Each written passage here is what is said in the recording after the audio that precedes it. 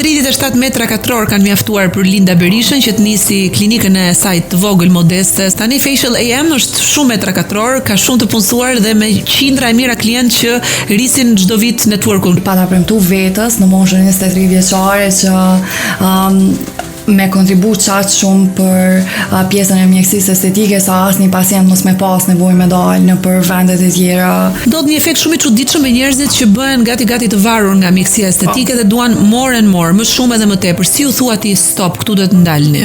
Për shkak të presioneve sociale që vijnë dhe për shkak të krahasimeve që bëhen në treg, janë ndërhyrje që në shumicën e rasteve janë domethënë ndërhyrje emocionale. Vajzat nuk janë fare të ndërgjegjshme se çfarë injektohet në lëkurën e tyre. Secili person që vjen në klinik i tregohet fillimisht që ka me produkt. Cilat janë trajtimet hit që bën juve në klinikën tuaj në Kosovë? Unë jena si person që e kam teknikën time Linda's Lips dhe të Russian Lips me patjetër buza migron, ndërsa te Linda's Lips jo. Një pyetje për trekëndshën e lotit. Shumë vajza kanë probleme. Injektohet me kanull rrezikshmëria ose probabiliteti që personi me u verbu prej mbushjes së trekëndshit të lotit është gati thuajse zero.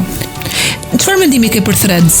Nëse ti e vendos një threads, ta tërheq në pjesën lart, bëhet grumbullimi i lëkurës.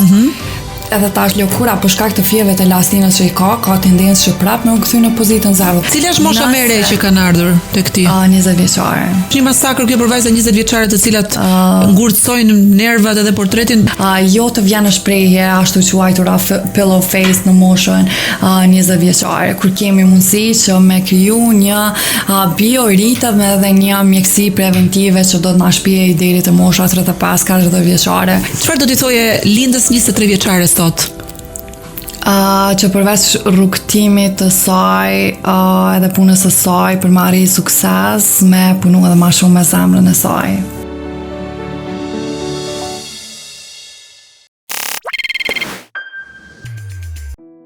Linda Berisha, një emër jo pak i njohur i kozmetikës, i estetikës, i trajtimeve të bukurisë në Kosovë, por edhe në Shqipëri dhe jo vetëm në territoret shqiptare, por edhe në Gjermani së fundmi me klinikën e re që ke hapur dhe ke guxuar ta investosh në një tokë të huaj.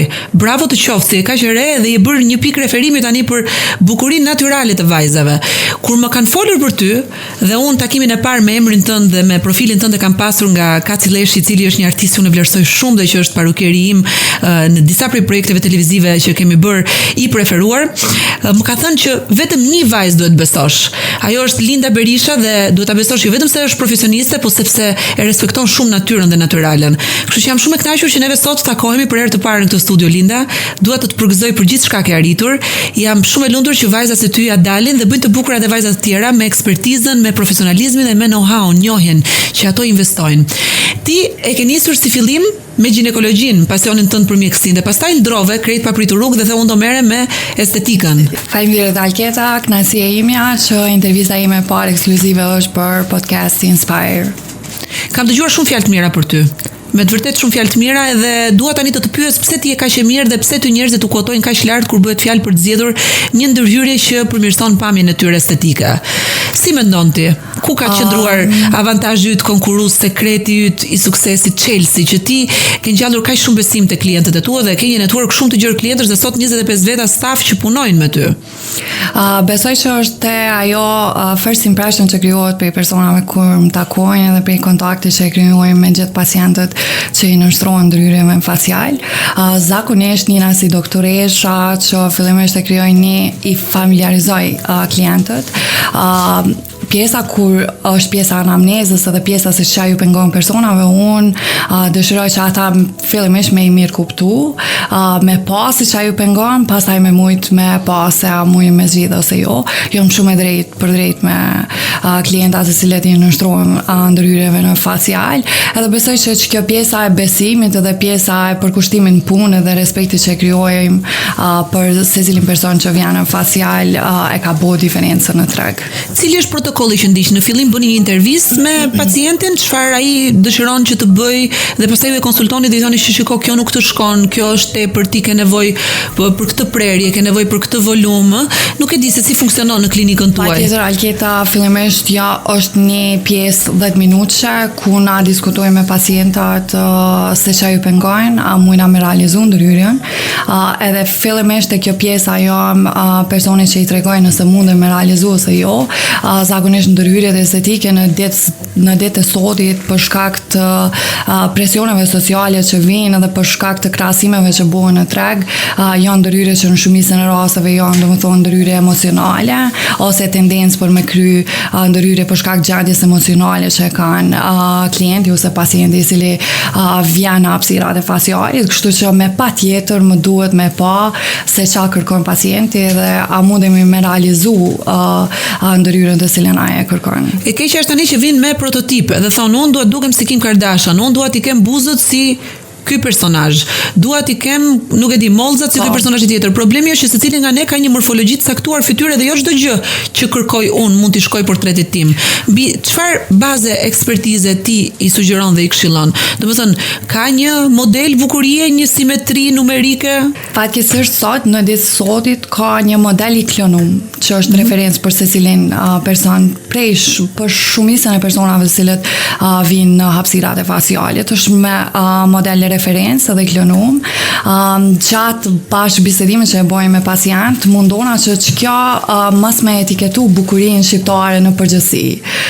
Për arsye se secili person e ka bukurinë e tina unike dhe unë gjithmonë kontriboj që personat t'ju nështrojnë ndërhyrjeve në mënyrë që të bojnë enhancement ose ta rimodelojnë bukurinë e tyre të cilën e kanë në konturat të normalës, në konturat të natyralës dhe të mos i nështrojemi trendit për klonizim që është aktualisht në treg. Do të pyesja dhe po bëja tani një kërkim të vogël në fakt ndërkohë që ju flisnit për pjesën e simetrisë faciale.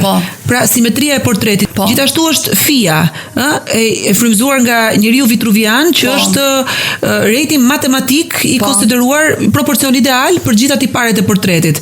Është pastaj pastërtia e fytyrës, sensi të qenit i ri, ky jawline që duhet të jetë i definuar, buzët që duhen të jenë të plota. Nuk e di tani nëse ka vërtet standarde bukuria që përcaktohen nga disa norma apo standardet bukurie për shkak të ndikimit të rrjeteve sociale. Mirë po jo secili person ka nevojë të nështrohet ndryrjeve të cilat janë aktualisht të famshme. Për shembull, pjesa jawline ose rimodelimi i vijës mandibulare ka qenë trend 2-3 vitet e fundit për shkak se personat kanë tendenca që nëse e kryni set fotografik ose nëse bojnë një set fotografik për me vendosë në rrjetet sociale me pas edhe mos me editu. Tash do me thonë ky sensi i krijimit të dismorfive që ndodh për shkak të kësaj. Ndodhin dismorfi anatomike, dismorfi në këtë fytyrën e personave që personat mos me pas nevojë për editime të ndryshme për me vendosë në rrjetet sociale. Do me thënë njeriu mund të bëjë disa ndërhyrje që mos ketë nevojë për filtrat e Instagramit, për FaceApp-in. Në fakt FaceApp-in po ta shikosh, të marrësh një portret të pagrimuar, edhe ta vendosësh brenda një efekti që ty të pëlqen dhe mendon që të shkon me pamjen që do të kesh, ti jep në fakt orientimet për zonat ku ti mund të ndërhysh për të përmirësuar pamjen tënde estetike. Nuk e di nëse ju keni ndonjë app për shembull që e vlerësoni, që i bëni një fotografi pacientit, e shikoni edhe i thoni që ky je ti dhe ky mund të bëhesh. Unë parapëlqej që këto me qenë shumë natyrale dhe unë për shembull nëse unë i referoj pacientit që me një rimodelim të mjekrës ose një rimodelim të vijës mandibulare, ai vetë ka nevojë për me bëu atë rimodelim. Nuk parapëlqej që më kriju imazhe vizuale siç ka me u do këtaj, për arsye se pastaj dush mi realizu edhe pritshmëritë e pacientit, cilat ja premton. Shikoj këtë estetisin e Kim Kardashian Simon, e shikoj në Instagram edhe ka ca momente aty që vendosin një kështu si vizore, që masin, që pikturojnë. Nuk e di çfarë janë këto proporcione. Këndet e profilit, të cilat gjithçka duhet mi respektu, është anatomia e profilit. Nëse kalon në dismorfi, kështu që është me patjetër për me bo realizimin e këndëve, matje deri kur guzon me arrimt me rimodelu mjekrën edhe me të reheq në pjesën ku është vija e profilit, kështu që me patjetër janë këndët, me patjetër janë lloj fillerave se cilat përdoren, me patjetër janë ja këtu të ndalojmë pak te cilësia e fillerave që përdoren. Vajzat nuk janë fare të ndërgjegjshme se çfarë injektohet në lëkurën e tyre, dhe se si ajo mbetet nën lëkurë, nëse nuk është një produkt që e asimilojmë si acidi hialuronik për mbushje, apo nëse nuk është një cilësi mirë e lëndës së parë që është marrë në një vend të certifikuar. Këtu për shembull në Shqipëri është konfiskuar në disa klinika nga një operacion masiv që u bë, lëndë kontrabande pa certifikuar, që në fakt vajzat për të dukur më të bukura e kanë injektuar me një lloj kështu mungese dhe indiferencë për të marrë më shumë informacion, për të kuptuar se çfarë po injektojnë, çfarë po fusin brenda në organizëm. Ndërkohë që në botë ka standarde edhe për këtë. Dhe ti duhet i bësh një fotografi madje produktit që është injektuar, të googullosh, të pyesësh dhe të kërkosh se është apo jo i certifikuar, cila është përmbajtja e tij, është në top produktet e sugjeruar në fushën e kozmetikës apo estetikës kozmetike që duhet përdorur apo jo. Këtë informacionet mendoj që e kanë të munguar në pjesën më të madhe të rasteve vajzat shqiptare. Pra, duhet bërë një educational marketing shumë i mirë për t'i informuar, për t'i edukuar klientët. Nuk e di çfarë do t'i thojë ti me që ke këtë hapësirë sot, Linda, si specialiste. Janë të cilët e vizitojnë secilën klinik ku kryen domethënë ndërhyrje estetike, duhet që gjaja parë që e pyesin personin që ju prezantohet para, ta pyesin a është doktor, a është profesionist i fushës saktume. Pra numri 1, duhet të pyesim ke apo s'ke licencë dhe certifikat për ta bërë këtë punë, shkollimi. Ku e ke bërë shkollën? Shkollimi. Universitetin e kam përfunduar në Fakultetin e Mjekësisë, në Universitetin e Prishtinës. Pastaj tash pjesën e specializimit e përfundoi po ashtu në kuadër të qendrës klinike universitare të Kosovës, dega e kirurgjisë plastike dhe rekonstruktive. Mirë po, na nuk dalim me fellowship, do me thonë çdo muaj kemi ditë që ndjekim fellowship jashtë vendit. Po në lidhje me produktet, viziton për shembull panajerët botërore që të shikosh trendet e fundit, risi teknologjike? Un kam 3 vite gjysmë që punoj me një lloj të fillerit, edhe secili person që vjen në klinik, fillimisht i tregohet fillerit që ka me përdorur. Atëre pika numër 2 ishte, mbasi ne shikojmë licencën, kualifikimin akademik, shkollimin e personit që i kemi besuar portretin ton, ne duhet të shikojmë produktin. Çfarë ke për të thënë për produktet? Cilat janë komentet që mund të thuash? Shisha, un kam 4 vite që punoj me një distributor i cili punon enkas për mua, për arsye të kontrabandës së produkteve të cilat ndodhin në trojë shqiptare. Në Kosovë apo e merr nga jashtë produktin? Unë e marr për Gjermanisë, mirë po produkti është lënda e parë dhe pjesa e parë e distribuimit, cilësia e parë që pra Bashkimi Evropian i certifikuar. Patjetër, produkti gjithmonë duhet më qenë me markën CE, për arsye se secili pacient që vjen në klinikën e facialit din gjithë stikersi i produktit në dokumentacionin që plotësohet. Është me patjetër është e drejtë legjitime që secili person të di produktin që është i vendosur. Pika numër 3. Talentin, si mund ta vlerësoj unë? Në qoftë se unë kam 7 injectors, të cilët do më injektojnë botoksin apo fillerin, dhe duhet të zgjedh njërin prej tyre, si ta kuptojnë që njëri është më i talentuar se në të tjerë, ndërkohë që të gjithë mund të jenë nga pikpamja akademike shumë të përgatitur. Pra është ky marzhi i vogël i diferencës që bën gjithmonë faktori X, talenti, që dikush është i talentuar dhe themi ne ka sy në këtë profesion. Sa është sy dhe sa është shkollim dhe dije kjo punë? Unë mendoj se kirurgjia është art.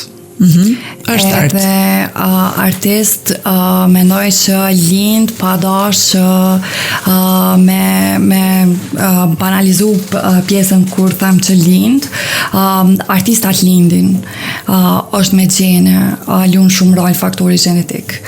Unë mendoj që mënyra se si e sheh pacientin ti, si vendos ti me bo vendosin e fillerit, si vendos ti për sasinë e fillerit, si vendos ti për pjesën kur duhet me injektu filler kur duhet, sa duhet, është e lindur. Edhe është ai syri artistik që bën diferencën. Cilat janë trajtimet hit që bën juve në klinikën tuaj në Kosovë? Anti-wrinkle ose pjesa e tretmaneve anti-rudh është trajtimi që për momentin do më thonë është trajtimi më i popularizuar.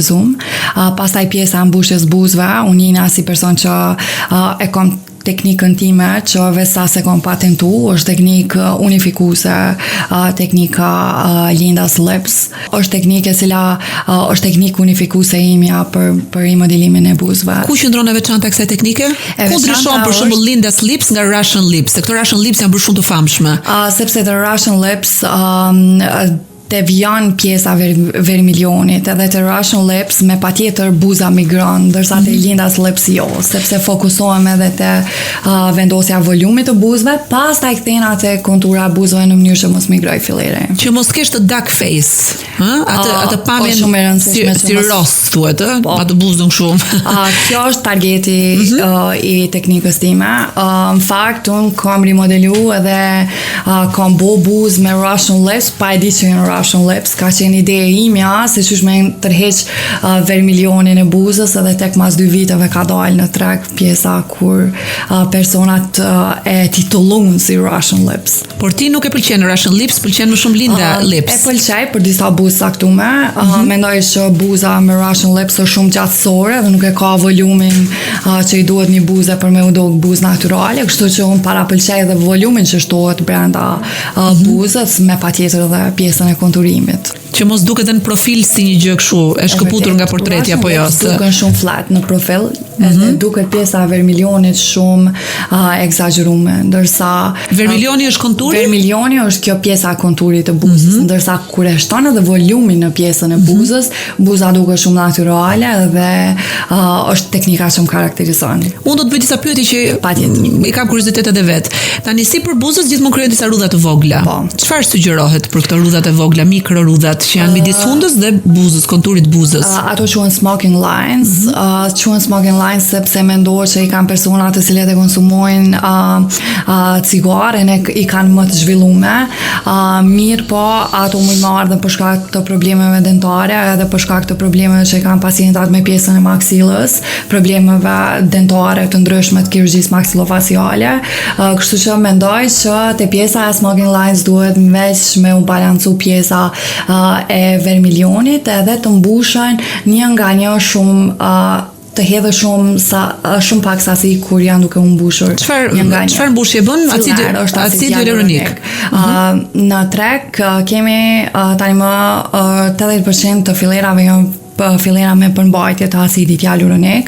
Për fat të mirë janë hequr ose nuk janë të aprovuar me FDA fillerat të cilat kanë përmbajtje silikoni, sepse në para 10 vitesh kam dëgju edhe kam ende pacienta që përballen, domethënë me rrezikshmërinë e injektimit të fillerave me përmbajtje silikoni. Çfarë ka bërë kirurgjia estetike me silikonin në vitet kur ishte hit silikoni dhe çfarë po bëjnë vajzat tani që operojnë buzët për të hequr silikonin e për të futur produktin e dur, apo heqin silikonin nga mollzat edhe faktikisht nuk heqet 1% e madhe e silikonit, për arsye se është silikon i lëngshëm, i pa kapsullum.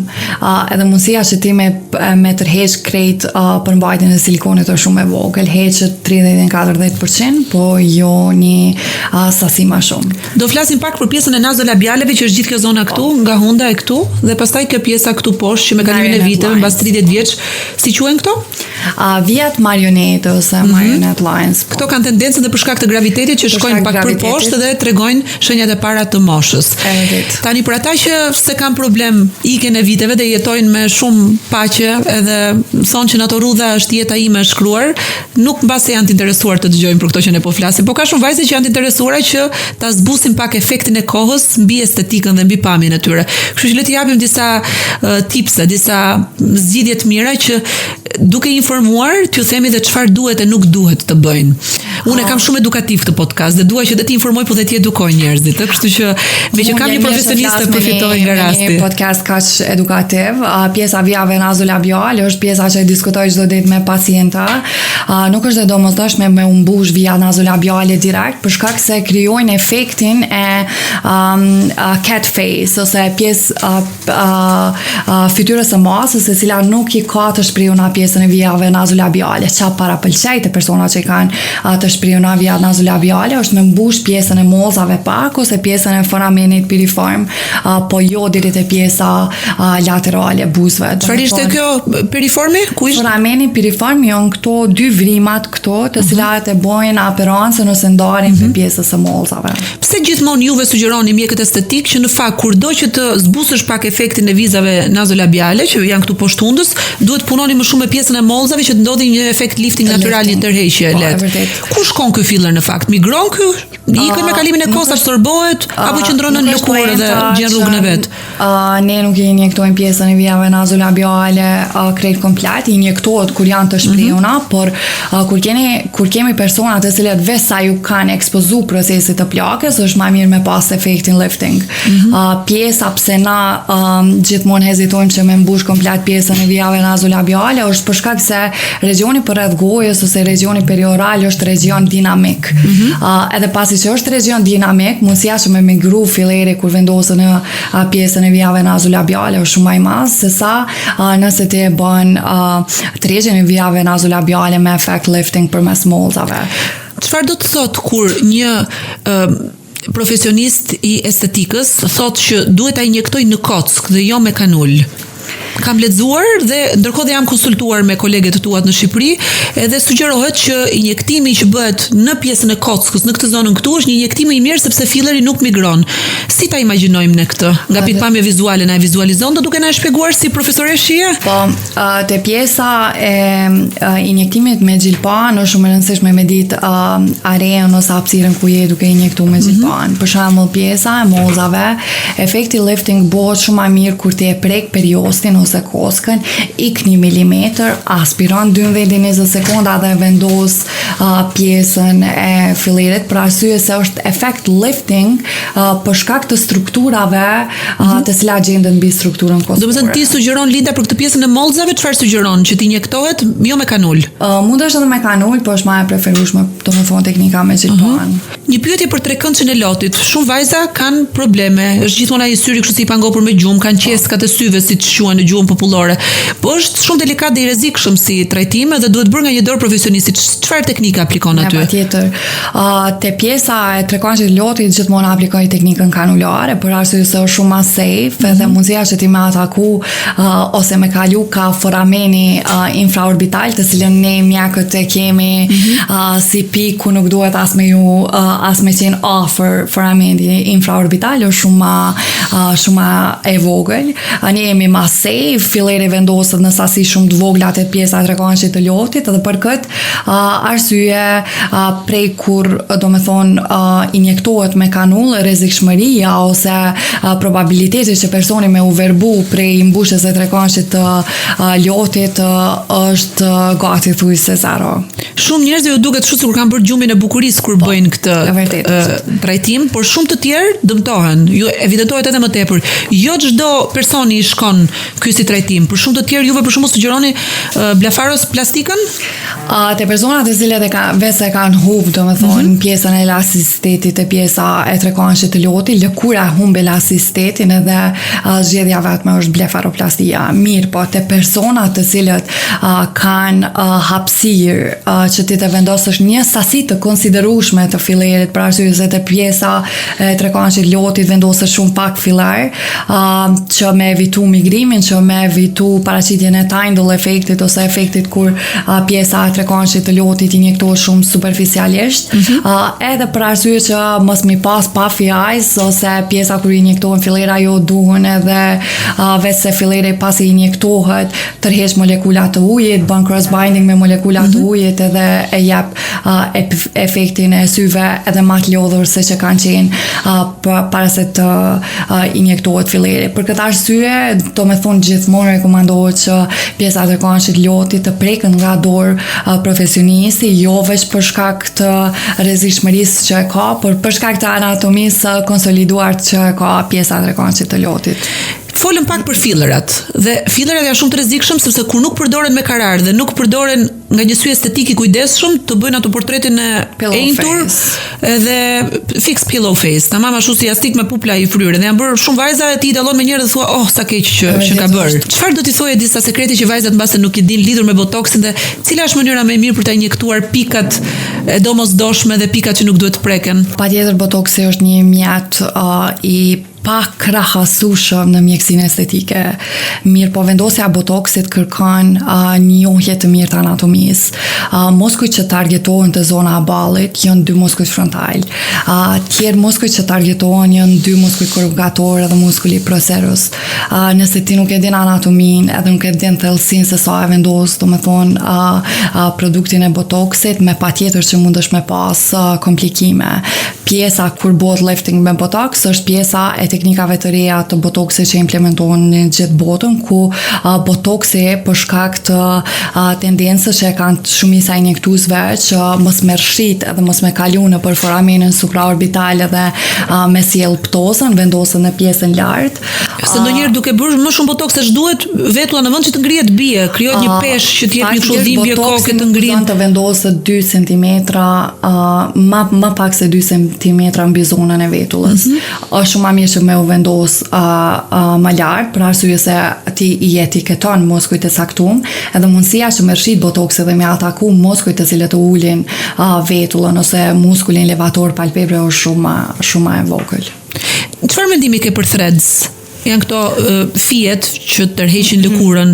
Shumë estetistë të certifikuar në Bashkimin Evropian, në Londër veçanërisht, ku kam pasur rastin të bëj një diskutim me një vajzë profesioniste që kishte të njëjtën klinik si e jotja, më tha që është gjë më e gabuar që mund të bëjnë vajzat për threads. Po përveç jashtë nuk e di çfarë pros dhe cons ke ti si unë asnjëherë profesioniste. Threads, për shkak se jam me mendimin që nëse lëkurën ti e tërheq, po nuk bën reseksion të lëkurës, ku qëndron ajo lëkurë. Nëse ti e vendos një threads, ta tërheq në pjesën lart, bëhet grumbullimi i lëkurës. Edhe tash lëkura për shkak të fijeve të elastinës që i ka tendencë që prap me u kthy në pozitën 0 dhe prap pas 3 javë kthehet në pozitë 0 për shkak të forcës së gravitetit, edhe kreça mbetet ty është një trup i huaj në fytyrë edhe një vrim. E kuptova, ti e krejt kundër për threadsat. Patjetër që po. Nuk mundet threads me zaventu pjesën e liftingut, facelift, nuk mundet asnjëherë. Çfarë mendimi ke për Liz Day Lohan, sa ajo ka bërë një transformim? Wow, ajo është vërtet wow. Çfarë ka bërë ajo sipas teje për njohurinë që ke ti në këtë fushë të mjekësisë estetike? Unë e kam zili doktorin e lenzit që e ka krijuar kryevepër. Faktikisht lenzi ka bërë ndërhyrje kirurgjikale, edhe ndërhyrja është realizuar në perfeksion. Po çfarë ndërhyrje kirurgjikale është kjo? Microlifting? Janë faceliftet e ndryshme endoskopike, të cilat janë të implementuar së fundi. Ku bëhen, në cilën zonë? Zakonisht facelifti endoskopik bën veç incizione në pjesën parietale, kështu që incizionet janë të padukshme, bëhet përpunim ose preparimi lëkurës siç bëhet te faceliftet e zakonshme, mirë po janë facelifte pa incizione. Është i njohur ponytail facelift, i cili për çudi krijon mrekulli me 2 vrima hyrëse prej 2 cm. Pa hequr flok, pa hequr, pa krijuar brima, pa krijuar dëmtime të skalpit. Wow. Shikoj, është mrekulli në fushën e mjekësisë estetike. Dhe mbas cilës moshë sugjerohet? Facelift duhet me u realizu prej moshës 40-45, te personat e cilët i kanë faktore gjenetik shumë mirë, mujnë edhe prej moshës 55 vjeçare, kështu që ndikon shumë faktor deri kur merret një vendim se në cilën moshë duhet më realizu një facelift. Ky do jetë një episod hit dhe vajzat do ta ndjekin me interes dhe do bëjnë dëshënime madje. Kemi një mësuese shumë të mirë këtu, një trajnere, një profesioniste, kështu që ti edhe profesor apo jo dhe trajnuese shumë e mirë. E kam themeluar facial akademin, edhe është një prej gjanave që e bëj me shumë qef. E bëj me shumë qef sepse në fillimet e mia unë nuk kam asnjë pjesëtar të familjes i cili është doktor. Edhe krejt konsultat i kam bo me vetën. Si të ka ardhur kjo ide? Ideja për me ha facial ka qenë ide spontane. Fillimisht unë kam hyrë në fakultetin e mjekësisë për me marrë specializim ginekologjin, edhe pastaj në fund krejt, një trajnim 2 ditor më ka zgjuar interesimin që unë me pa edhe me u interesu për fushën e mjekësisë estetike. Pas atij trajnimi 2 ditor, kam dalë për me gjetë lokalin tim të parë. Edhe gjithë persona që i kom taku kanë qenë skeptik se a mundoj mune me pagu një shërat të lokalit të parë. Edhe sot kur e mendoj, thom që gjatë Facial Lam Akademis, një ore parë është ora kur unë informoj gjithë doktorat e ri se si kom fillu. Është rrugtim i mahnetshëm, po është edhe rrugtim sfidus. Kam qef me përsjell të ata që jo gjithmonë keme pa gjithmonë komentet mira, gjithmonë keme u komentu për një punë të mirë që e ban, jo gjithmonë rrugtimi ka me qenë shumë i lehtë, mirë po kam qef që përsjeli pjesën e rrugtimit tim se mendoj që është rrugtim shumë special. Akademia 37 metra katror kanë mjaftuar për Linda Berishën që të nisi klinikën e saj të vogël modeste. Sa vite më parë i bie? 7 vite. 7 vite më parë. Tani Facial AM është shumë metra katror, ka shumë të punësuar dhe me qindra e mira klient që rrisin çdo vit networkun. Klient nga Shqipëria të vinë plot besoj, jo? Po, e vërtet. Vjen shumë kam shumë kënaqësi që kam dhe klient për Shqipërisë, se mendoj që tregu i Kosovës dhe Shqipërisë është një treg i përbashkët dhe kur e mendoj për turizmin shëndetësor në troje shqiptare, me gjithmonë e mendoj edhe Kosovën dhe Shqipërinë bashkë. Vjen edhe shumë ndërkombëtar, me sa kam parë, të huaj që vinë nga shtete të tjera të ndjeken nga Instagrami, burimi informacionit është Instagrami, besoj, jo? Patjetër, gjatë ditës kur janë shumë e lodhën edhe shoh një klient që ka ardhur për shembull për një vendi siç është Dubai ose prej Francës ku kanë me qindra mira injektues profesionist, po ata gjenden që me besu punën e facial është shpërbimi më i madh që kam çdo ditë dhe nuk janë të pakt. Kur e kum ha facial, i pata premtu vetës në moshën 23 vjeçare që me kontribu qatë shumë për pjesën e mjekësisë estetike sa asnjë pacient mos me pas nevojë me dalë në për vendet e tjera konkurruese siç kanë qenë Turqia ose Dubai ose shtetet e tjera arabike për me i kry ndërhyrjet. Është bërë Shqipëria dhe Kosova pikë referimi tani për turizmin shëndetësor, sa bukur. Po, unë menoj që në vitën e vazhdim turizmi shëndetësor ka me qenë shumë më i zhvilluar në troje shqiptare se sa për shembull në Turqi ose në pjesën e shteteve arabe. Do bëjmë disa komente për portretet e njohura të showbizit botror dhe shqiptar, për shembull si e komenton ti pamjen e Demi Moore. Dhe ajo ka një pamje kështu që mahnitse, domethënë një fizik fantastik në portret, edhe pse i ka kaluar 60 vite, duket shumë e freskët, shumë e re. Unë mendoj që gjitha fytyrat e showbizit e kanë të domosdoshme për me u duket mirë, ashtu mendoj edhe për Demi Moore. Mendoj që janë të realizuar ndërhyrje shumë minimale, mirë po që e bojnë portretin e saj të duket fantastik.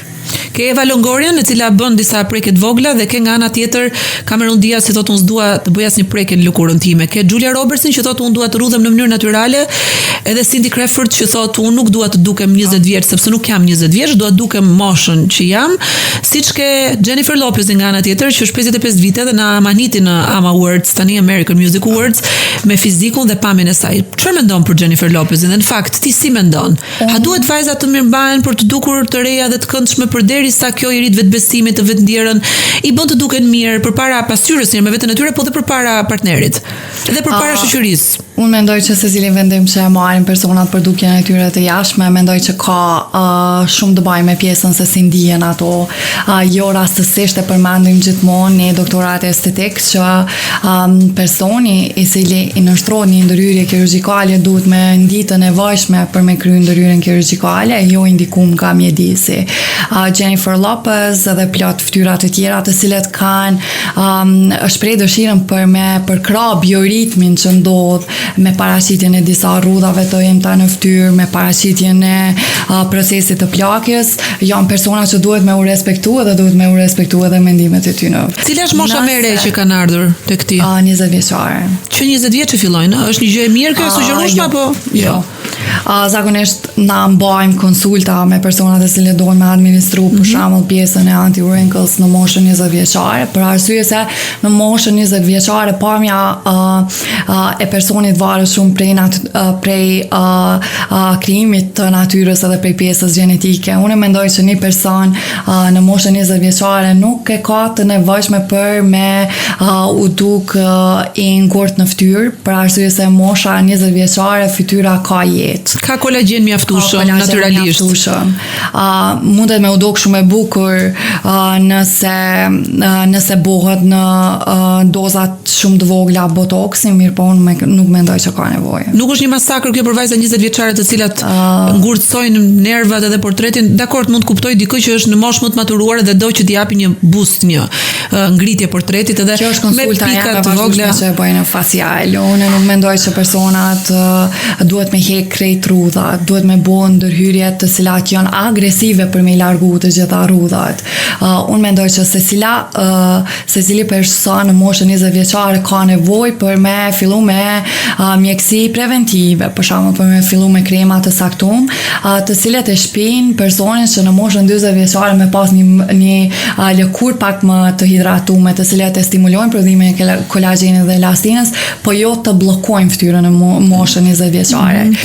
Jo të vjen në shprehje ashtu quajtura pillow face në moshën 20 vjeçare, kur kemi mundësi që me kriju një bioritëm edhe një mjekësi preventive që do të na shpijë deri te mosha 35-40 vjeçare, kur edhe është e rekomandueshme aplikimi i botoksit. Injektimi ka dy fushë kryesore, ka botoksin, ka dhe fillerat, acidin hyalurinik. Këto janë baza? Si marka, kush janë markat më të mira për ty? Botoksi kë ka markat më të mira? Te fillerat për mua janë Revolax edhe Restylane. Juve deri nuk më pëlqen shumë, është fillar shumë hidrofilik, edhe mendoj që për me shkri një fillar të Juve deri duhet shumë punë edhe shumë aplikimi e enzimës hyaluronidazës, ndërsa te pjesa e Restylane edhe Revolax janë fillera që duken më natyrale dhe i përshtatën dinamikës së regioneve të cilat ku injektohen. Nga njëra anë janë fillerat, nga njëra anë është injektimi botoksit dhe nga ana tjetër janë patjetër produkte teknologjike. Teknologjia ka sjellë zërat fundit tani që synojnë që nëpërmjet teknikave më të fundit dhe teknologjive më të përsosura të stimulojnë kolagjenin natyral, elastinën natyrale të lëkurës. Nuk e di nëse keni ndonjë trajtim hit aty. Në kuadër të facialit kemi të inkuadruar njësër asetësh të cilat i përkojnë, domethënë teknologjisë së re. Zakonisht nuk i marr pjesën laserike të cilat janë bubble të marketingut. Preferoj pjesën e laserave të cilat kanë study case, studime shkencore. Për shembull laseri e sulfim të cilën e posedoj është shumë më i mirë se marka tjetër konkurruese tina në treg. Mirë, po nuk është një bubole marketingut siç është pjesa e laserit tjetër. Cilët janë lazerat kryesorë që përdor për t'i ardhur në ndihmë pamjes rinore dhe të bukur të vajzave? Unë kam Fraxel CO2-shin edhe kam sulfimin, të cilët janë laserat më në pjesën laserike të facialit. Kam dëgjuar shumë për CO2-shin, po se kam bërë asnjëherë sepse unë kam lëkurë shumë delikate dhe e kam shumë problema të iden që lëkura do të digjet dhe mbas asaj djegje do vi rigjenerimi dhe do dalë një lëkurë e re. Më duket se më shumë do i bëj dëm sa do ta ndihmoj. Po e di që shumë vajza e bëjnë dhe ju del ajo lëkura shumë e bukur mbas asaj traumës që ti nëpërmjet mikrotraumës që ke stimuluar gjithashtu dhe rindërtimin e lëkurës së re dhe ke stimuluar prap kolagjen të ri, kështu sikur funksionon apo jo? CO2 funksionon duke fillimisht domethënë CO2 dallon prej sulfimi, sepse nëse sulfimi e stimulon prodhimin e kolagjenit dhe elastinës përmes radiofrekuencës dhe microneedling, CO2 e stimulon përmes djegjes. Kështu që unë mendoj që CO2 është shumë zgjidhje e mirë për ty, mirë po jo në këtë sezon, në sezonën e vjeshtës ose dimrit, është sezona ideale për me bëni një Fraxel CO2. Sa ditë ria shu e skuqur portretin? 2-3 ditë. Dhe pastaj del lëkurë e bukur, kështu shkëlqen, ka një glow kështu fantastik. Për mua është një anë prej trajtimeve të mia preferuar. Çfarë do më sugjeroj ti mua për portretin, kështu sinqerisht duhet më thuash, kështu kështu siç më shikon në këtë situatë. Unë kam lëkurë shumë të hollë, po kam një lëkurë pa problematika kështu thelbësore. Mendoj që vjen 2 seanca sulfim edhe 2 seanca me Fraxel CO2. Sulfimi çfarë nuk kupton? Sulfimi është laser i cili e ka të inkorporuar brenda pjesën e radiofrekuencës edhe pjesën e microneedling. Të dyja bashk e stimulojnë në thellësi krijimin e kolagjenit dhe elasinës. Edhe është njëri prej laserave i cili ka ma shumë të punime shkencore për pjesën e radiofrekuencës edhe microneedling. Ky profilo që është shumë i famshëm tani është bërë si trajtim HIT, e sugjeron? Bën vërtet diçka të mirë? Po jo sa është marketingu për të. Kështu mendoj dhe unë, e kam provuar një herë. Mu duk jo invaziv në fakt, sepse ishte një injektim i mirë produktesh dhe nuk mu duk shumë invaziv, as mbushte, as ngurtësonte, por ushqente. Produkte të cilat përdorura në kuadër të mjekësisë preventive, ushqen, stimulon sintezë të dy proteinave shumë të rëndësishme, mirë po nuk është prej produkteve të cilat e bëjmë më shumë qaf. Çfarë bën ti, Linda, kur të vinë njerëz me defekte të mëdha nga punë paraardhëse dhe duhet ti riparosh? Në fillim shkrin produktin që është injektuar apo jo gjithmonë arrin ta shkrish? Faktikisht nëse produkti është i migrum, gjithmonë rekomandoj me shkri. Ose shkrin të persone ku ju kanë nënshtruar ndryrës. Dallohet me sy të lirë kjo kur e shikon një pacient me njëherë, a? Patjetër. Është edhe patologji e punës që unë gjithmonë shikoj defektet e gjithë personat, edhe shikoj se si është realizuar me ndërhyrja. Mirë po dallohet. Pjesa e migrimit dallohet shumë. Pjesa kur pacientët vinë me migrim të fillerit, mendoj që secili profesionist duhet me uzu që pacienti me bo dizolverin ose me bo shkridhjen para prakit të fillerit edhe me bo një refill të bukur të buzëve. 2 pyetje të tjera teknike. Po. Double chini, problemi shumë vajzave, të cilat bëjnë liposuction për këtë zonën këtu që të bëhet konturimi i bukur edhe mos e ken këtë double chinin. Vërtet. Se kam gjithë fatin që ta kenë të prerë këtë pjesën këtu elegante. Vërtet.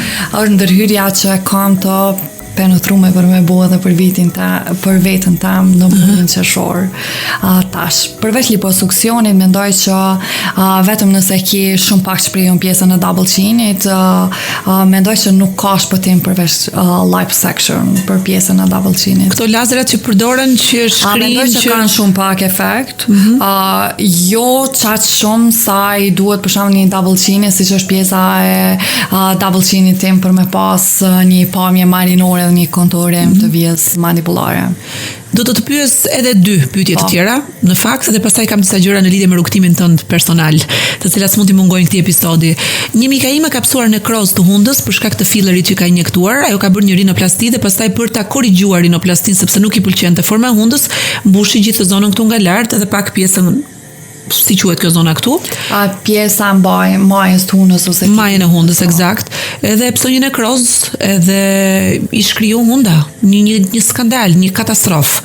Domethënë një dram e madhe që i mori 3 vite jetë nga një klinik në një klinik tjetër për ta riparuar dhe prap shenja djegës i ka ngelur komplet këtu edhe hunda është e zvogluar nëpër mas. Nuk e di sa lloj trajtimesh ka bërë ajo dhe nuk e di si mund parandalohet nekroza që ndodh për shkak të injektimit fillerit në një vend gabuar ku ti i bie prek një arterie ku kalon gjak, një kapilar të rëndësishëm aty dhe ndodh kjo gjë, si ndodh? Pjesa e okluzioneve vaskulare është pjesa që është nightmare për secilin profesionist që injekton. Faktikisht është një prej komplikimeve të fundit që ndodh te aplikimi i fillarëve dermal. Mirë, po kur ndodh, shpihet në shumicën e rasteve tek nekroza, hunda vaskularizohet pe pjesës së arterës faciale, edhe bën anastomoz me arterien oftalmike. Tash hunda është një prej organeve të cilët nuk është shumë i vaskularizuar, edhe te personat të cilët e kryejnë ndërhyrje kirurgjikale është e rekomandueshme që tek mas 2 viteve me u bë një refill për shkak të perfuzionit të gjakut që ka hunda. Pjesa ku ndodhi nekroza, qyshe parandaloj, fillimisht me aspirim. Jo rastësisht te gjithë profesionistë të ri që mbjan rastit i takoj, thonë që aspirimi është golden standard i vendosur në mjekësinë estetike. Nëse ti aspiron, e din nëse je në lumenin e anës. Nëse je në lumenin e anës, e ndron pikën ku je tu injektu. Nëse ti nuk aspiron, ti mundesh me vendos fillar në lumenin e anës, ajo e bllokon qarkullimin në zonën përtej lumenit të anës, edhe kështu Çfarë është lumeni i anës? Ena e gjakut e ka pjesën e mbrëmshme, domethënë ku kalon gjaku. Po, kanali i gjakut, kapilari i bie, E tash për shembull lumeni i anës nëse është kështu, nëse ti vendos kështu fillar, kjo pjesa tjetër vdes, sepse kjo shkakton okluzion e mbylljen e gjakut. Dhe nuk qarkullon me gjaku. Dhe nuk qarkullon gjak. Ku nuk qarkullon gjak, indi fillon me vdek, edhe ota është të quajtura nekroz. Atëherë kush është emergjenca në këtë rast? Domethënë teknika urgjente i dasës i enzimës për me shkrim fillerin në atë vend ku e ke injektu.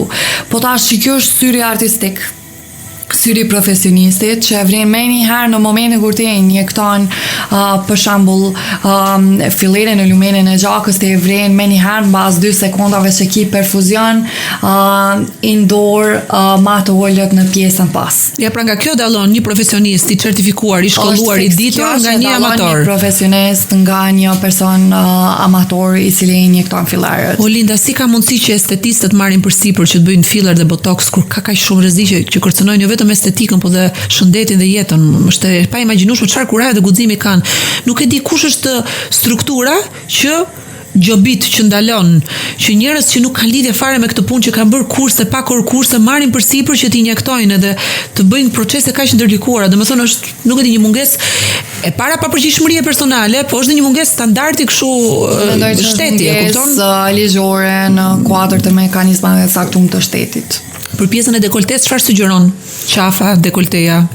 Tretmane preventive, për shembull frakseli, sulfirmi, ose pjesa kur e ke shumë shprehur në rrudhat në regionin e qafës me bu një mini botox. Injektohet në zonën e dekoltes, midis gjoksit për shembull ku ka tendencë rrudhash e qafës dhe në pjesën e sipërme të dekoltes. Çfarë injektohet? Injektohen stimulus të kolagjenit dhe elastinës që janë të brendave të ndryshme, mundesh me bu një fraksel ose mundesh me bu një sulfirm që është FDA approved laser për pjesën e qafës dhe dekoltes. Po për duart, çfarë trajtimesh ka? Në qoftë se do të shikosh moshën e një vajze apo një gruaje, shikoj duart, thonë sepse tek duart shenjat e vërteta të rrudhave dhe të plakjes, aging ti e dallon më njëherë, dhe përveç hidratimit që bëhet nga jashtë me kremra të duarve, nuk e di çfarë ka teknika të tjera që tani më janë këto tretmane të cilat në përmbajtje kanë polinukleotide, siç është Lumi Pro, i cili injektohet në zonën e pjesën e duarve dhe stimulon shumë, është një booster i jashtëzakonshëm i proteinave të cilat luajnë një rol shumë të rëndësishëm në pjesën e anti-aging. Ti trajton shumë VIP në Kosovë dhe kam parë që ke postuar për shembull Dafina Zeqirin, ke postuar Eva Istrefin, të cilat vinë dhe marrin trajtimet e tyre, eleksirin e rinisë aty te klinika jote. Çfarë mund të më thuash për këto dy personazhe? Ju shkon shumë ajo që ti ke bërë me personalitetin, e kërkojnë ato, i sugjeron ti? Dafina përveç që i ka tipare shumë bukur, është edhe një person i bukur dhe unë mendoj që pjesa që Dafina do është shumë e bukur dhe gjithë personat të cilët vinë tek klinika facial e komentojnë Dafinën është për shkak se Dafina e ka të inkorporuar me pjesën e jashtme me bukurinë e mbrëmshme e cila i reflekton. Është person i jashtëzakonshëm, edhe mendoj që ajo e bën të veçantë. Po përgjegjësi e madhe duhet jetë besoj për ty kur ke edhe portretet njohura, sa to bëhen pikë referimi për shumë vajza të tjera. Me patjetër se po.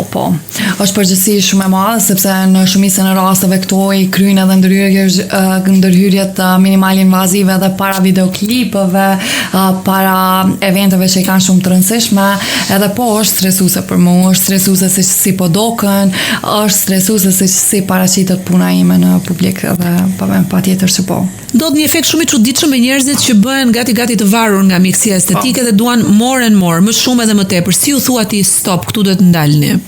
Unë jam person që nëse një person nëse klienti që vjen nuk ka nevojë për me kry një ndërhyrje kirurgjikale, unë bisedoj me ta dhe ai nuk e realizon ndërhyrjen kirurgjikale. Ka shumë persona që qatë për dishmërisë time i uzoj që mos me kry një ndërhyrje kirurgjikale e saktuar, cila në shumicën e rasteve është emocionale, për shkak të gjendjes së tyre emocionale, dhe mendoj që që kjo është qelsi, se për shembull kur i pyet në Kosovë Lindën, doktoresha Linda po shkoj mi bo, thot vesh nëse ki nevojë mi bo i bën. Ti për shembull i ka buzët shumë natyrale? Po, i kam edhe unë 0.5 boost. Këto janë buzë që i referoj për mi bo dhe personat. Ndërgjam në mjekësinë estetike nuk ka estetisti më i mirë, doktori më i mirë, kirurgu më i mirë është personi i cili krijon me duart e tij ndërhyrje të cilat nuk janë ndërhyrje të cilat i vrejnë personi i tretë. Do me thonë, në estetik gjithmonë less is more. Ndërhyrja më e mirë është ndërhyrja e cila nuk shihet ose është ndërhyrje natyrale. Tani kam një pyetje, po flasim gjithkohës për vajzat e zonjat, po djemt sa frikën nga plakja, nga ikja viteve, nga mosha, dhe sa janë klientët e tu djemt, se duket sikur kjo fush i kushtohet vetëm vajzave, po ka një rritje të dukshme dhe të ndjeshme të numrit të djemve të cilët duan të duken gjithashtu të rinj dhe të mirëmbajtur. Djemt e kanë me fiksim pjesën e rrudhave. Edhe është njëna për ndërhyrjeve tyne të preferume. Botox, a? Mirë, po. Edhe pjesa e jawline është pjesë cilën e pëlqen shumë për me u dok ma maskulen. Botoxi do me thonë është për të eliminuar rrudhat. Po. Tjetër, bëjnë ata filler? Edhe Buzët i pjesa e bëjnë? fillerit e pjesa e jawline, buzë shumë radhë. Protokolli që duhet ndjekur kur ka një udhtim, një klient ndërkombëtar që vjen nga një shtet tjetër dhe të nesme duhet udhtojë, sugjerohet apo është më mirë të shmanget pak 24 orë? Është mirë me u shmang 24 orë, kështu që gjithmonë klientët e cilët vinë për me kryer një ndërhyrje jo kirurgjikale në ambientet e facialit, fillimisht konsultohen me rinën e cila faktikisht është edhe krahu imediat, është menaxherja e gjitha pikave të facialit, konsultohen me rinën që me pas një pjesë prej 20 orëve kur qëndrojnë në Kosovë. Kjo është edhe për shkak të efekteve anësore që mund me u paraqit, edhe për shkak se unë kam qef me monitoru pacientin në 20 orë të ardhshme. Hoteleria mbi klinikën është gjithmonë një opsion shumë i mirë që shoh së fundi dhe në turizmin dentar në Shqipëri, që kush bën një klinikë që është orientuar drejt turizmit shëndetësor, që mund të jetë dentar apo mund të jetë estetik, kryen edhe kushtet e akomodimit, edhe transportin, marrjen dhe shoqërimin drejt aeroportit, kështu që ka evoluar gjithçka. Ka është e pjesa kur jam duke mendu për hapjen e spitalit facial e kam mendu edhe pjesën e hotelerisë dhe është e inkorporuar në pjesën e spitalit me patjetër. Spitali do të hapet në Prishtinë apo në në Gjermani? Po në Gjermani ç'ishte projekti i Gjermanisë? U kënaqja shumë që një vajzë shqiptare me kurajo dhe me shumë vizion zhvendoset në një prej fuqive të mëdha ekonomike të Evropës, në Gjermani aman tok tuaj, edhe guxon që të ndërtojë atje një klinik apo spital? Klinik. Ke një partner lokal aty apo shkon e vjen me takime? Po, kam partner lokal në Gjermani. Bukur. Unë gjithmonë kam dash me bo facial një brand të ndërkombëtar, edhe jam të punu në drejtim. Fakt punoj gjithmonë me gjithë konsulentët mi të biznesit që me u bo në 3 vitet e ardhshme. Pjesa në Gjermani është pjesë që fillimisht më është dash me bo për shkak të klientelës shumë të madhe që kam në pjesën e Zvicrës edhe në pjesën e Gjermanisë. Vendi ku e kam hap facial në Gjermani është Freiburg, edhe që është një trekanç mes Zvicrës, Gjermanisë dhe pjesës së Francës, ku janë klientela ime ma e madhe. Unë kam shumë djegës edhe nga diaspora që më shkruajnë pa fund mesazhe në inbox, dhe jam e bindur që këtë podcast me gjithë informacion të dobishëm do ta bëjnë save kush e di se sa pacient të rinj që do të thonë se kemi parë tek podcast Inspire do të vinë si klient. Plus diaspora jonë është shumë e fuqishme, në Gjermani, në Zvicër sidomos kemi shumë shqiptarë, sidomos të Kosovës që do t'i kesh klient. Uroj shumë sukses Linda, vërtet. Shiko, disa pyetje të tjera, më lirë janë shërbimet e estetikës në Kosovë apo në Shqipëri? Mendoj që në Kosovë. Në Kosovë. Natyra të jep fytyrën që ke në moshën 20 vjeçare, por jeta të jep portretin që ke në moshën 50 vjeç, thoshte Coco Chanel. Në fakt, cila është mirëmbajtja që ne duhet i bëjmë lëkurës tonë në raport me ushqyerje, në raport me regjimin, në raport me gjumin e bukurisë unë e quaj, pra që duhet flesh mjaftueshëm, do të flesh i qetë pa shqetësime, që të nesër mëngjes ti je i freskët sepse ti ke stimuluar kolagjen kur ke fjetur mirë. Aktiviteti fizik gjithashtu.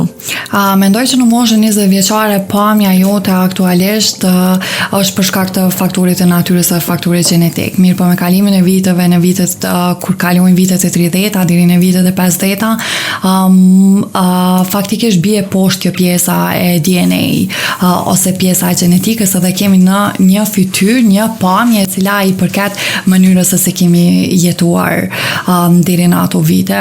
Faktikisht mjekësia estetike bën mrekullina, mirë po mrekullina bën edhe pjesa lifestyle-it, pjesa se si e ke gjumin, pjesa e stresit, pjesa e mirëmbajtjes së lëkurës, gjitha këto janë janë pjesë të pashmangshme të procesit të aging. Pse e ke quajtur facial AM? Që të dukesh e freskët në mëngjes? Po AM e ka kuptimin AM, është një freski e mëngjesit, një freski natyrale që kanë gjithë personat kur zgjohen në mëngjes, mirë po është edhe pjesa më thellë janë inicialet e vllaut dhe inicialja e emrit tim, cilat e bojnë edhe më të personalizuar me pjesën e AM. Si e ke emrin gjatë, Linda? Mirlinda. Mirlinda, AM. Po, të dukesh e freskët si në mëngjes, kur zgjohesh në mëngjes. Kjo është ideja jote për bukurinë natyrale dhe për freskinë që duhet të ketë çdo portret. Flasim pak për termin peaks of aging, që janë në fushën e estetikës dhe dermatologjisë, terma që referohen momenteve kyçe në jetën e një individi kur shenjat e plakes fillojnë dhe evidentohen dhe bëhen më të dukshme. Këto majat e plakes nuk janë të njëjta për të gjithë, unë e di, po pak a shumë kur duhet fillojë mirëmbajtja e lëkurës me trajtime suplementare, si këto që ofron klinika juaj? Secili person e ka një peak of aging atëherë kur do me thonë lëkura mo nuk mundet mi rezistu procesave të cilën ndodhin me kalimin e viteve ose me kalimin e kohës. Unë mendoj që pas viteve 25-26 kur fillon me u reduktu sinteza e kolagenit dukshëm, duhet me fillu me tretmanet të cilat i prevenojnë fazat e saktume të procesit e aging. A ka ndonjë pikë të karrierës tënde në biznes që e ndjera atakuar pa të drejtë? A ke paguar një kost të shumë të lartë ti për suksesin jet? Je vajzë e re edhe ke bërë gjithë të sukses kaq shpejt. E di që nuk ka qenë me ashensor për ty, por ka qenë punë e çdo dite me shumë pasione për kushtime dhe orë të tëra leximi librash e trajnimesh e shkollimi, të vërtet. Me patjetër, nuk një ndonjë person i cili është i suksesshëm edhe që nuk e ka pas, që e ka pas, do të thonë faktikisht periudhën ose rrugtimin e tij të lehtë. Faktikisht ne personat të cilët jemi të ekspozuar çdo ditë në kafenet të ndryshme, në llafet e kafeneve, në llafet e rrjeteve sociale, jemi edhe persona që diskutojmë çdo ditë. Për mu nuk ka qenë shumë e rëndësishme kjo, sepse gjithmonë energjinë time kom kanalizu në ndërtim dhe jo në reagime të ndryshme. Kështu që përderisa energjia ime është kanalizuar në rritjen e facialit, në facialin si produkt, mendoj që në Amerikë thonë që nuk ka marketing të keq. There's no bad marketing. So mendoj që secili marketing që bëhet produktet për secilin person që bëhet marketing janë të fryqshme. Kush është Linda për te facial AM? Linda për te facial AM është një pyetje që kom mendu në javën e kalume faktikisht. Pas kemi qenë sinkron. Kush jam unë jashtë facialit, përderisa unë e filloj ditën time në orën 7 mëngjes dhe përfundoj në orën 8 në mbrëmje dhe gjatë gjithë kohës jam me konsulta profesionale, me intervenime profesionale. Kjo pjesa mbas orës 8 mbrëmje, është pjesë që unë ja kushtoj njerëzve të mi të dashtun që është familja ime dhe që është pjesa shoqërisë ime të ngushtë. Edhe është pjesa 2 ditë në muaj që i kushtoj për gjithë persona që nuk ka ra me taku kohëve të fundit edhe të cilët gjej një mënyrë që me ju ndihmu në secilin aspekt të cilën ka nevojë. Çfarë do t'i thoje Lindës 23 vjeçare sot? Që përveç rrugtimit të saj edhe punës së saj për marrë sukses, me punu edhe ma shumë me zemrën e saj. Në këtë kuptim? Në kuptimin që neve na ikin shumë momente të bukura që duhet me jetu për shkak të angazhimeve që i kemi në pjesën e punës edhe pjesën profesionale, kështu që kisha dashur që me pas ma shumë momente dhe ma shumë kujtime me pjesën e shoqërisë dhe me pjesën e familjes.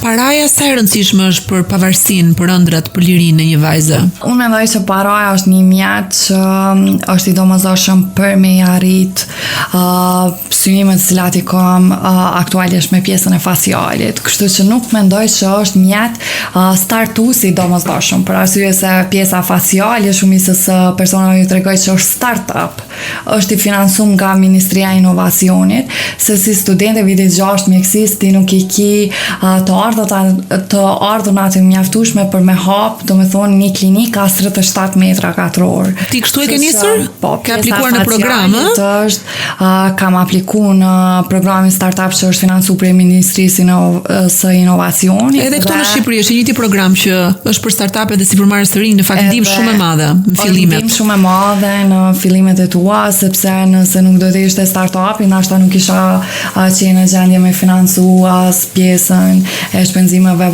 edhe për atë lokal 37 metra katror që ka qenë. Ti që kuron dhe merre me ton portretet e kushtedisës sa njerëzve, për veten tënde, ke ndonjë merak, kështu që thua këtu do ta kisha më të mirë apo je e kënaqur me pamjen tënde? Po.